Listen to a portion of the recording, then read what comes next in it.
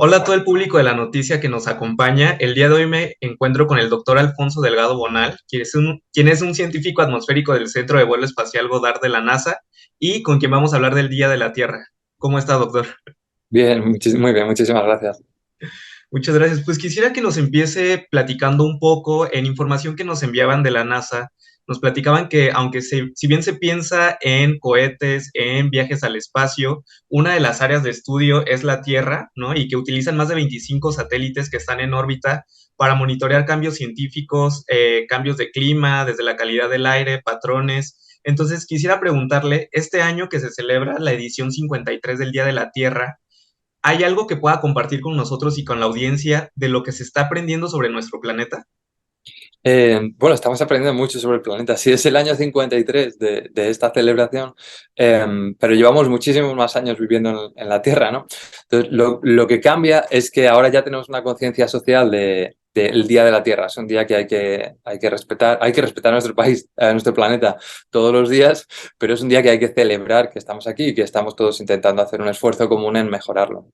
Como mencionabas, en NASA piensa, cuando la gente piensa en NASA, piensa en la Luna, pero tenemos una división completa con miles de científicos dedicados específicamente al sistema Tierra. Tenemos los 25 satélites que tú comentabas y además de eso tenemos muchísimos otros satélites que están en trabajo o sea, que trabajamos con la Agencia Espacial Europea, con la Agencia de Japón, con muchos otros países o la Estación Espacial Internacional.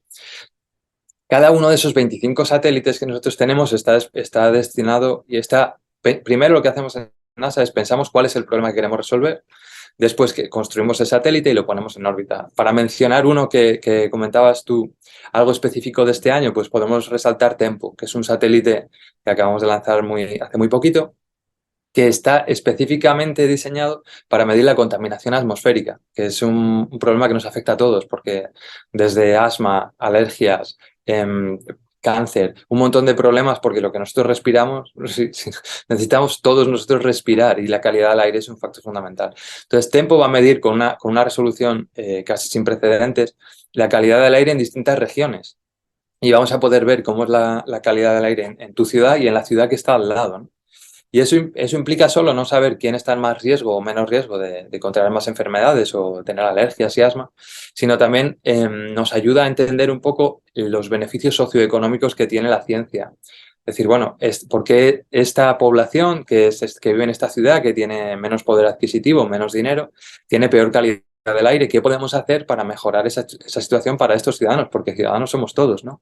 Todos somos seres humanos y todos merecemos respirar aire tan puro como podamos. Esta misión nos va a ayudar muchísimo a identificar esas zonas en las que están en más peligro. Muchas gracias. Y es algo que me llama la atención porque, por ejemplo, yo personalmente nunca he tenido alergias, pero la semana pasada tuve 3 días terribles de estornudo, tos, sin ningún otro síntoma, fui al médico y como que todo bien. Pero justo leía una infografía que decía que para el año 2050, más o menos, una cosa por el estilo, la mitad de las personas van a tener alergia y que esto es por el cambio climático. Entonces creo que son cosas que en el día a día no pensamos y que a lo mejor no lo relacionamos directo con la NASA, como decíamos al principio. Claro, es una cosa que, bueno, todo está relacionado y todo el sistema terrestre se ve afectado por pequeñísimos cambios, ¿no? Y tú piensas, bueno, la alergia, que es como tú decías, un problema mío, ¿no? Es un problema que solo tengo yo. Bueno, ¿de dónde viene la alergia? La alergia viene del polen de los árboles. ¿Y por qué hay más polen o menos polen en la atmósfera? Pues generalmente porque hay más o menos lluvia. ¿Y por qué hay más o menos lluvia? Porque hay más aumento de la temperatura y hay más sequía, ¿no? Y esa lluvia se ha ido a otras regiones donde hay ahora unas lluvias torrenciales e inundaciones. ¿Y de dónde viene todo eso? Pues la lluvia generalmente viene del ciclo del agua. El ciclo del agua se controla por la interacción entre la atmósfera y el océano. ¿Qué es lo que está pasando? Con el aumento generalizado de las temperaturas, el océano absorbe mucho más calor. Y al absorber mucho más calor, la transpiración, evapotranspiración y el ciclo del agua ha cambiado.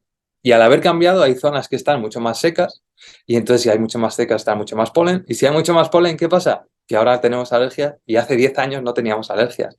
O hace 10 años, o 20 años, veíamos que los inviernos eran muy fuertes. Antes había que ponerse un buen abrigo en invierno.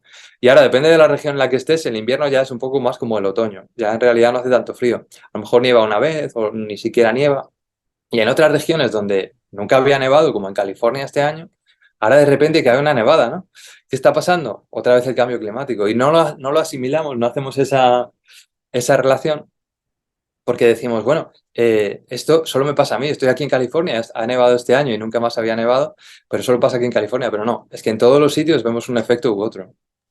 Claro, claro. Y creo que por ahí iba la siguiente pregunta, ¿no? Con todos estos fenómenos, justo como menciona, y que se van relacionando uno con otro, como las nevadas extremas, creo que ya reflexionamos nosotros un poquito, ¿no? Del cambio climático, pero quisiera preguntarle también cómo se utiliza esta información para ayudar a las personas, a las poblaciones, a las comunidades, más allá del aspecto económico que nos mencionó hace un ratito, a hacer frente a estos desafíos.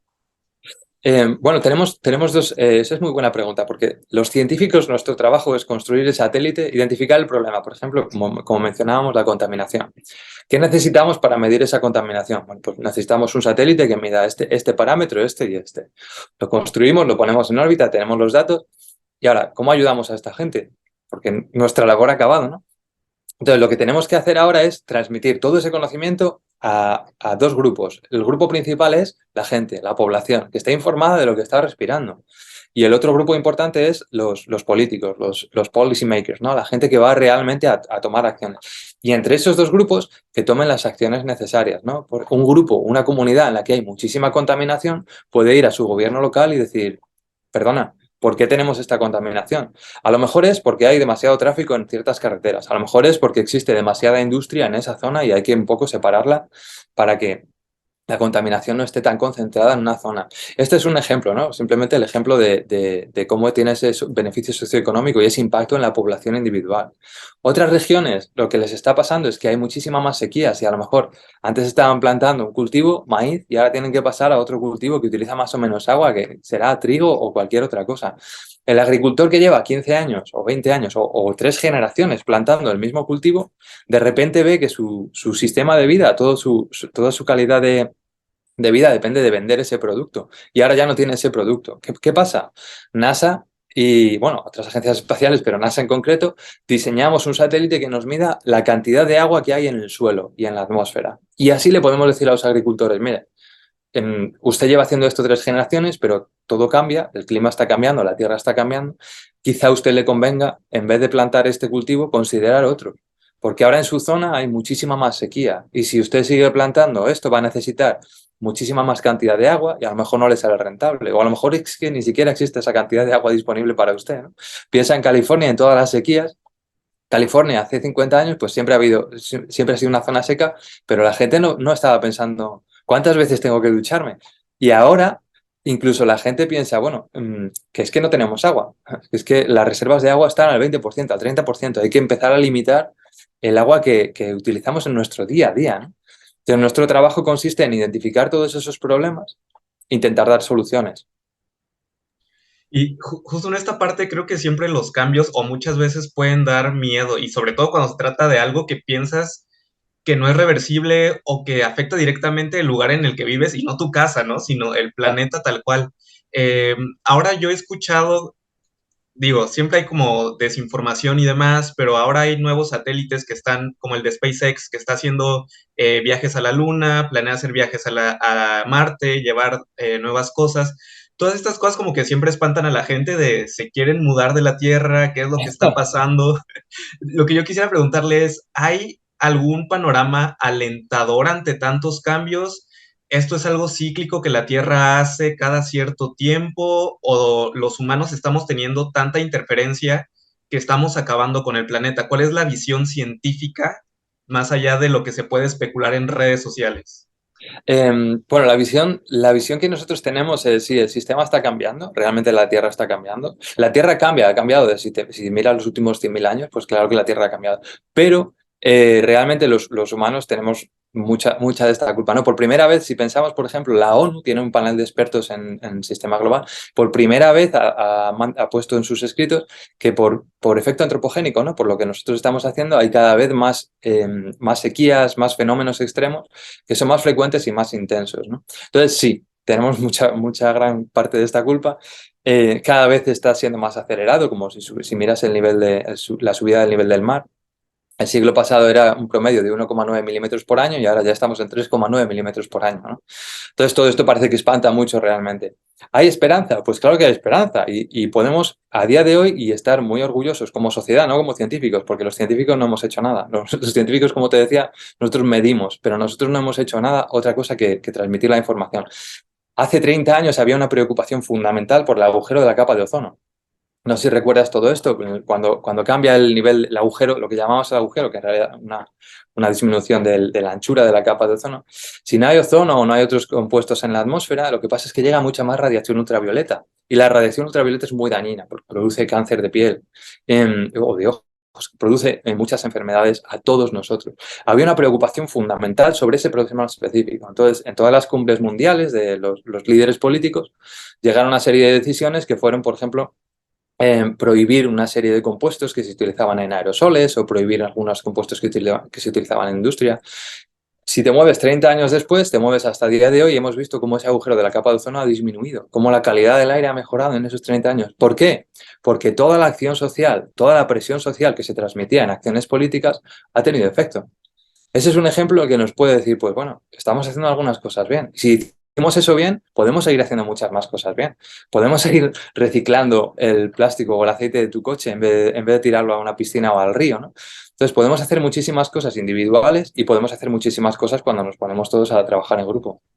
Eso, quisiera preguntarle, perdón, quisiera preguntarle también en estas acciones individuales, a veces parece, ¿no? Y a veces también se escucha eso, como que no es suficiente, hay que llevarlo a lo colectivo, pero desde lo individual, ¿qué sí podemos hacer en el día a día para ayudar a la Tierra?